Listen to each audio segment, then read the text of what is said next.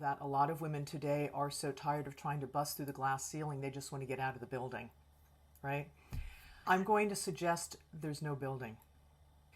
And to answer your question, how can we do that? It's really understanding we are part of the environment of discrimination against any minority of the dominant culture, whether it's race, gender, religion, age, what have you. And so to know, first of all, that we are part of that, we have been indoctrinated with that we hold ourselves as less than. We really do. And we don't want to do that. And so is it human? I don't know, but it's a pattern that we say, okay, well, you all change how you're going to see me so I can finally step into my fullness, into my power, into my potential, my beauty, my goodness. I'm going to suggest that out there is going to change when we do that for ourselves first. And what that entails, it sounds lofty, but what it entails is a very clear understanding that the idea of there being a number one and number two, right? So we know statistically white males have the higher positions, they have the higher income, they have the better chances. Those are statistics, it's not a judgment.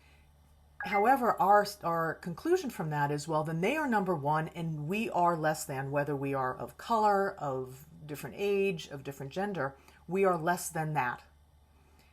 That's the belief that runs us aground, because there is no number one and number two. There are certain dynamics, this is so, but that doesn't make us less than. It just means the dynamics have skewed that way historically, whatever.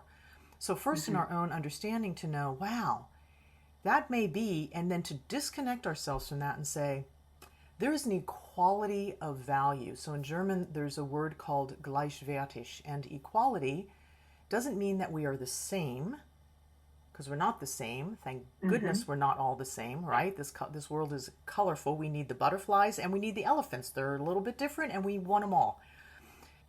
In German, the word gleichwertig means of equal value. And so we have differences, but the value is equal of all living things. Trees, plants, humans, animals, all of that.